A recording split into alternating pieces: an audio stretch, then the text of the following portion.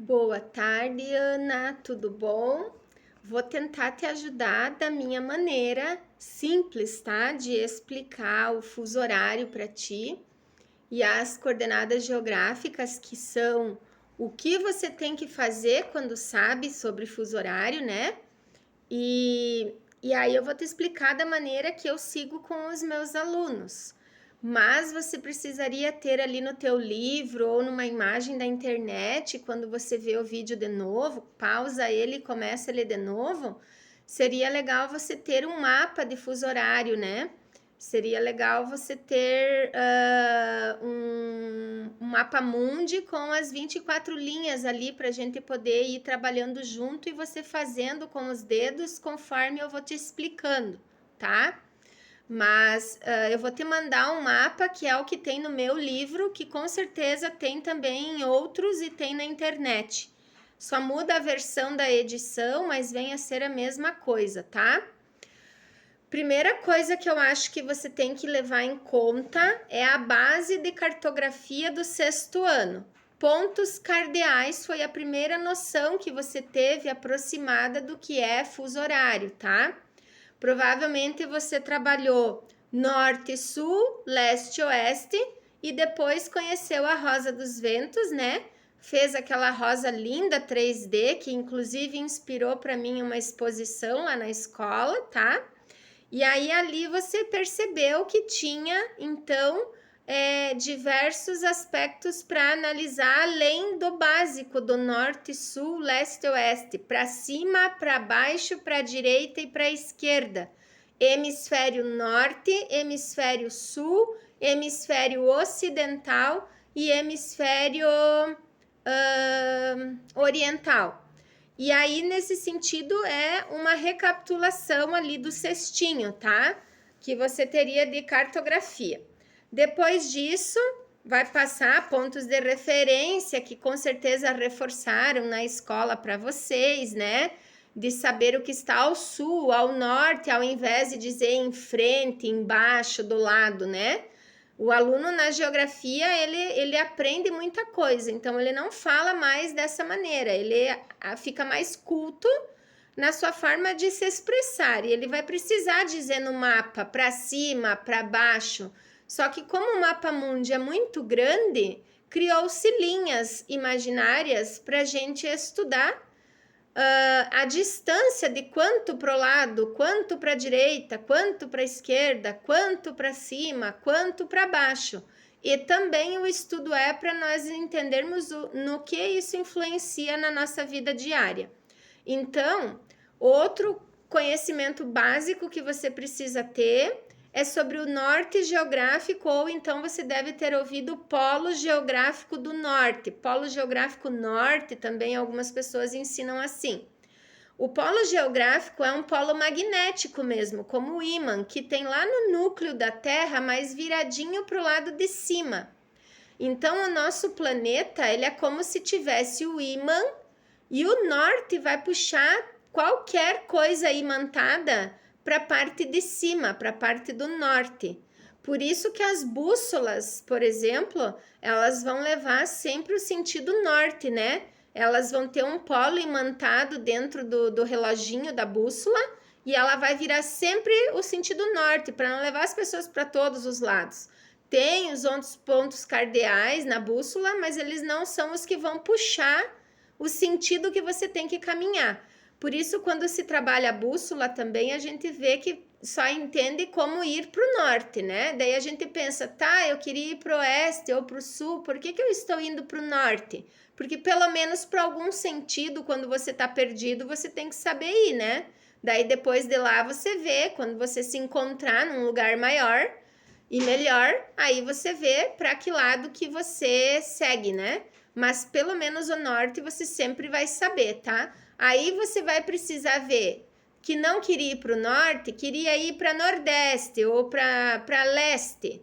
E lembrando lá da Rosa dos Ventos, o que você vai fazer? Para você não gastar um tempo de ir até o norte perdido e depois partir do norte para o leste ou oeste, você vai já endireitar seu caminho em tantos graus para a direita ou para a esquerda.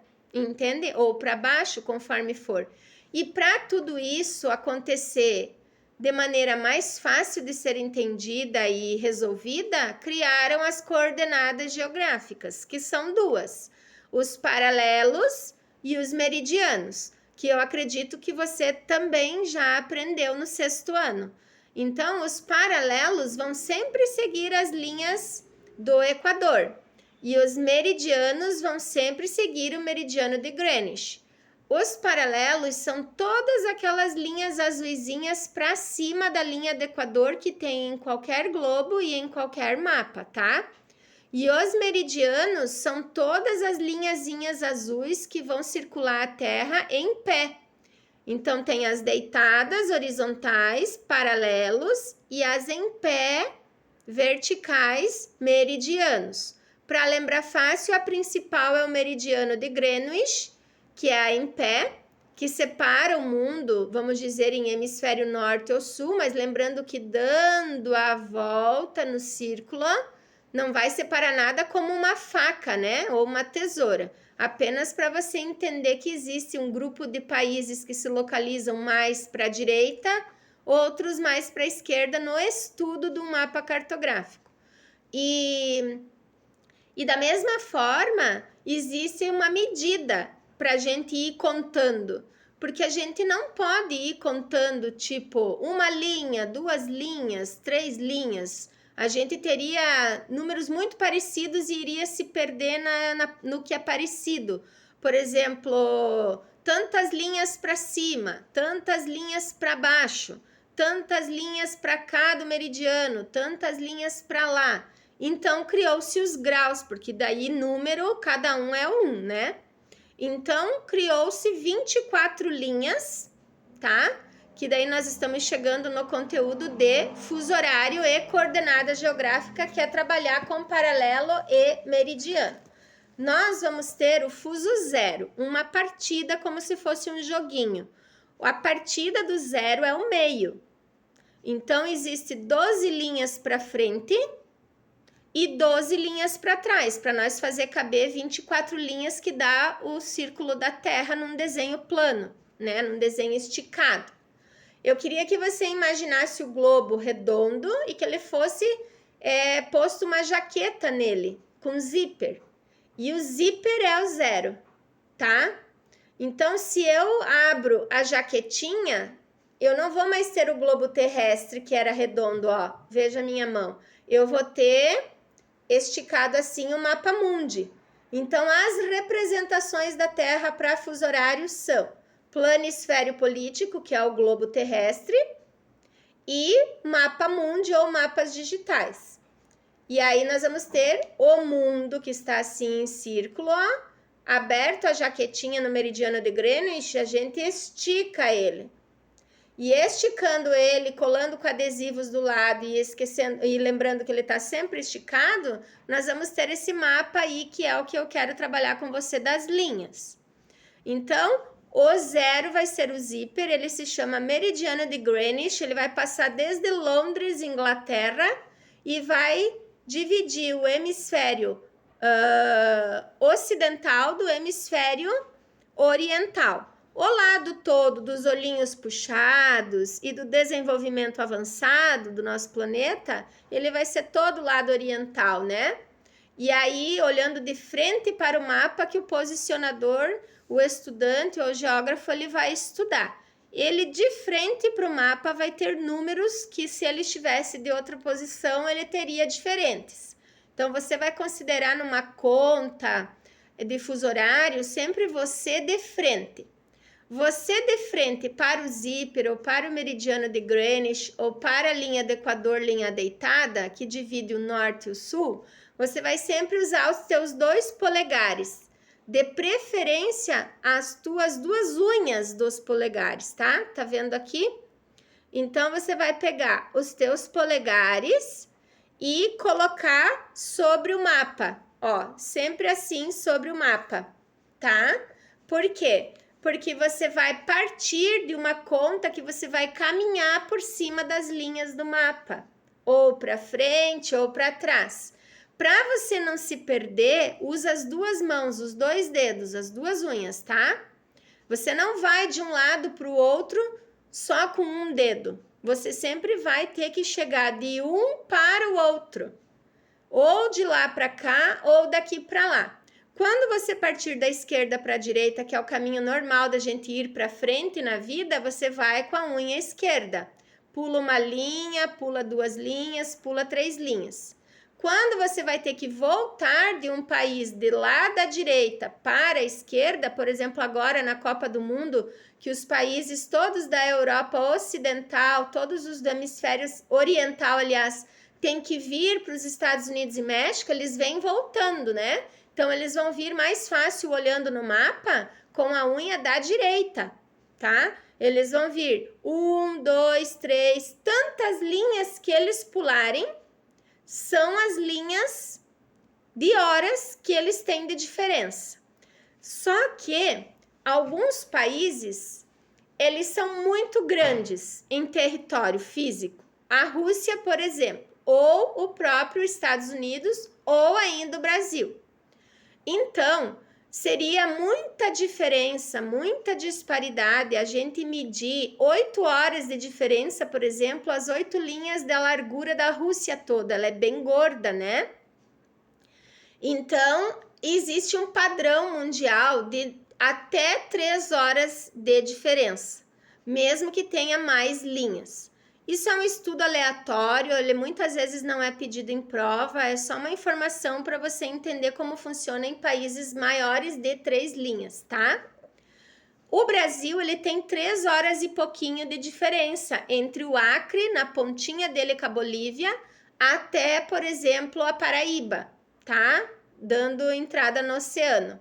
Então, essa distância de 3 horas, a gente estabelece um horário padrão de 1 hora só de diferença para frente ou para trás, que não se percebe no mapa contando, porque lá daria diferença de mais horas. Isso na Rússia, a mesma coisa, na China, nos Estados Unidos, em todos esses países, no Canadá, que são os 5 maiores do mundo em território, tá? Então, existe um horário padrão que a gente chama. O padrão é sempre do um estado do meio. No nosso caso, eles seguiram Brasília, Distrito Federal, para dar o horário padrão, que está um pouquinho para a direita, mas é como se estivesse no meio do Brasil. Todo mundo que estiver nessa linha vai seguir essa hora todos os dias do ano. Quem estiver para frente, se tiver 2 horas de diferença, vai contar só uma a mais. E quem estiver para trás vai contar só uma a menos, mesmo que tivesse 2, por exemplo, do Acre. Então, como que funciona a brincadeira de fuso horário? Ela serve de 2 maneiras. Primeiro, para eu saber distância em horas de um lugar para outro.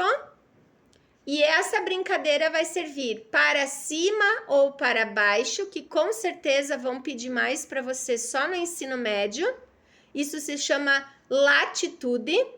E se você for pular as linhas para frente ou para trás, que é o mais fácil de aprender e eles usam no 7º ano, aí é longitude. O quanto longe está do meridiano de Greenwich do meio.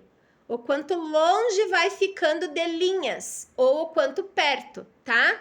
Então, longe de longitude, 1, 2, 3 linhas para frente, 7, 10, tá?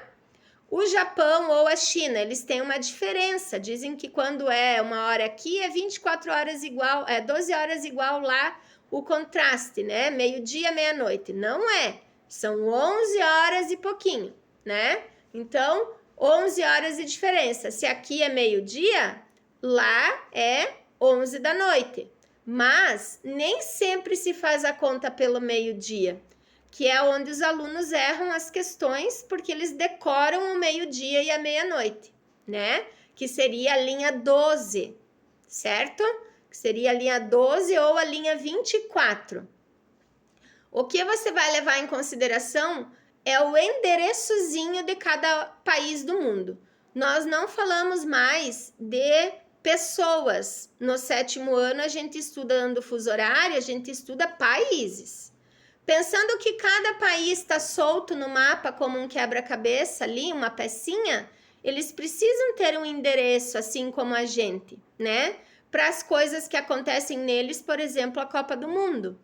Então, não existe só o endereço formal. Ah, eu moro na rua tal, número tal, no bairro tal, da cidade tal. Não importa para ninguém, é um endereço muito pequeno diante de tanta informação que existe assim no mundo. Então, criou-se os paralelos e os meridianos do fuso horário. O fuso horário ele é um horário com latitude e longitude, que vai formar um quadrado entre as linhas que estão deitadas e as linhas que estão em pé. Neste quadrado é onde vai estar determinado o quadrante do país, que importa naquele estudo do momento. Então, por exemplo, os jogos agora da Copa, eles estão acontecendo numa determinada província ou estado dos Estados Unidos ou do México ou do Canadá ali. Eles estão num determinado quadrante. Para cá do meridiano de Greenwich, para a esquerda, hemisfério ocidental, e eles estão num determinado tanto de distância longe para cima, tantos quadrados, tantas linhas, que é a altitude, e eles estão tanto para baixo. Tanto você subir ou descer, você está falando do quanto alto está. Você não está falando do quanto distante está, que seria para a direita ou esquerda.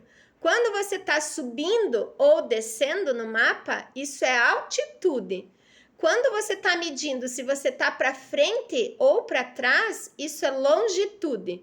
Isso vai formar um quadrado da linha deitada com a linha em pé. Então, isso é longitude e latitude. Então, aquele endereçozinho que eu falei de cada lugar, ele vai estar com endereço dizendo, em vez de rua e número tal da rua, ou avenida, ou bairro, que nem a nossa casa, ele vai estar com endereço diferente. O país ou o lugar, o lugar geográfico, ele vai ter um endereço de fuso horário. Ele vai dizer, localiza-se a tantos graus de latitude sul, região ocidental, ou o polegadinha em cima, né? Eles não vão escrever isso por extenso, eles vão pôr num código de uma sequência. Então, assim, o Brasil, ele tá a 3 linhas para trás do meridiano de Greenwich. Você vai pôr tua unha no 0 meridiano e contar dali de Brasília, ou então mesmo que fosse do Acre, até lá no meridiano de Greenwich, você vai ver que vai dar 3 linhas.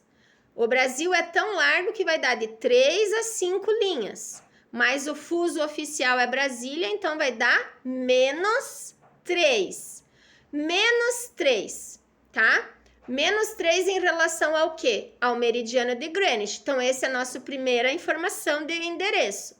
Em vez de eu dizer eu moro na rua tal, eu moro a menos 3 graus, que é a bolinha em cima, de longitude sul. Por que sul? Porque nós não estamos medindo um desenho ou um país no mapa que está para cima da linha do Equador, tipo, por exemplo, a Groenlândia ou o Canadá. Nós não estamos medindo alguém que está lá do lado de lá. Então, a base para você ter dos estudos do mundo em fuso horário é dividir o mapa numa cruz, em que existe 2 lados em cima, 2 lados embaixo. Norte e sul, lado de cima, lado de baixo, grandão. E ainda mais uma cruz que é o meridiano, que você vai dividir lado esquerdo, lado direito. Então, em qual quadrante o Brasil está? Ele está no sul, no lado esquerdo. Então, ele está a 3 linhas de longitude sul. Entendeu? A 3 graus de longitude sul. 3 graus LS. Entende? Se fosse algum país da Europa, estaria lá em cima a 1 grau de longitude N, que seria norte. Ou se fosse a Austrália, menos 5 graus, mais 5 graus de longitude sul. E aí você vai observar se esse país passou, para dar um endereço certinho para ele, para a encomenda chegar. Se esse país passou do meridiano, você põe um maisinho na frente, um sinal de mais. Se esse país está para trás como nós, ele ganha um sinalzinho de menos. Então, todas as 12 linhas ali no mapa, mesmo se elas não são usadas, todas as 12 para trás do meridiano, tipo nós no Brasil, usamos menos na frente do endereço. E eles que passaram para frente usam o mais, certo? Então, o fuso horário ele vai formar um endereço para você. E às vezes os professores fazem contas, né, com os alunos, porque fica muito parecido com um joguinho. Nós ali no São Francisco trabalhamos com esse livro do Melian Adams e do Sergeant Adams, que é Expedições Geográficas. Ele é bem conhecido, tá? Ele é velho, mas ele é bem famoso nas escolas, mesmo que outras editoras configurem ele com apostilado e tudo mais, mas ele vai trazer esse mapa aqui, ó, de fuso horário. Você vê que tem as bolinhas de futebol e o exercício primeiro que os alunos vão ter é esse, de imaginar, por exemplo, o que a gente está vivendo agora, que são jogos mundiais, e aí eles dão de exemplo que horas que vai ser o jogo em cada lugar, porque eu preciso me movimentar de um lado para o outro com cada seleção para o horário dos jogos daquele lugar, certo? Então, para que eu me movimente de um lado para o outro, eu preciso contar as linhas. Como é que eu vou fazer isso? Com a esquerda e com a direita. Vou usar as unhas ali no mapa, tá? E vou sair, por exemplo, de Brasília para Washington, nos Estados Unidos. Não tem jogos em Washington. É mais para a esquerda ainda, lá onde eles estão jogando. Então, aqui daria 2 linhas. Lá daria 3 linhas, bem certinho, se você ir no cantinho dos Estados Unidos, por exemplo. E aí, para ter jogos lá e eu ter 3 linhas, se o Brasil está agora, hoje de tarde, vamos dizer, quase 3 horas da tarde, 15 horas, né? Sempre conta o relógio de 24 para fuso horário. Se tu contar de 12, você vai se perder. Então, agora são 15 horas. Que horas são nos Estados Unidos? Né? 3 horas a menos lá na cidade do jogo, tá? Então, se aqui são 15 horas, lá é meio-dia. Se lá é meio-dia, é uma informação. Mas qual é a informação da pergunta que você vai ter, que é o que é importante? Então, onde as crianças erram fuso horário? Na quantidade de informação que eu te passei. Se você armazenar primeiro, entender fuso horário, é uma coisa. Depois você tenta fazer contas, segunda parte. Para fazer as contas, você sempre vai ver a pergunta e não a hora que é no momento agora no relógio, tá? Claro que é legal dizer, e agora são 3 horas no Brasil, então lá na Europa, país tal, são 4 horas para frente, que horas são lá? Que legal, são 7 da noite na Alemanha. Sim, é um conhecimento legal, mas ele é um conhecimento extremamente básico, tá? O que serve por exemplo, agora para os jogos, você fazer contas um pouquinho mais difíceis que só são assim, ó. Então, por exemplo, imagine que a seleção brasileira de futebol tenha sido convidada a participar de jogos. Calcule o horário dos jogos nas cidades do mapa, sabendo que elas ocorrerão sempre ao meio-dia de Brasília. Então, você tem que considerar a hora que eles estão dando, escreve lá no caderno 12 horas, tipo um rascunho. Primeira informação, que nem uma conta de matemática. Bota a informação lá, 12H, 12 horas, tá? Aí você vai e olha todos os países que eles deram.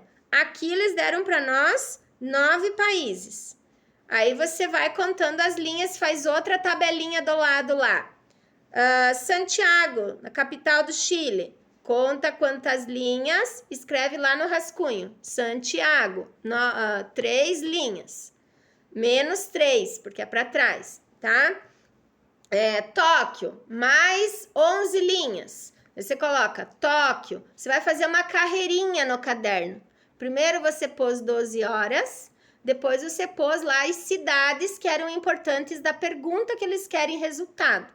E aí você vai basear de cada uma delas para 12 horas, entendeu? De cada uma delas para 12 horas. Não é para a hora do momento que você está estudando, é para a hora que o estudo te deu, que a pergunta te ofereceu. Ali que a maioria erra, porque ela simplesmente não organiza as informações com calma no caderno, tá? Eu queria que você me dissesse as suas dúvidas. Em qual das partes que você tem dificuldade ou que você entendeu muito bem ou que você quer ter certeza que está certo ou que você não entendeu nada daquilo. Bem tranquilo, porque é super normal não entender fuso horário. A gente cria um monstrinho na cabeça já antes de começar e diz, eu não sei, quando na verdade é muito simples, tá? No ensino médio, eles vão lidar com esses endereços de números em grau ali que eu te falei e vão converter esses graus em outra conta da física e aí sim meridiano e paralelo, coordenadas geográficas e fuso horário fica mais complicado. Mas daí é para a gente aprender o quanto dá para brincar na física e na geografia com contas, né? Coisa de quem gosta, eu não gosto. Não é a parte da geografia que eu mais gosto, mas é super tranquilo da gente estudar até aqui, que com certeza é o que vão cobrar de você, tá? Então, assim, se você tem dúvidas sobre o Brasil, sobre Santa Catarina, eu já fiz provas com os meus alunos sobre fuso horário o primeiro trimestre. Se você tiver dúvidas, por favor, me mande um vídeo me dizendo com as tuas palavras onde é que você se engana, que daí eu te ajudo, tá bom?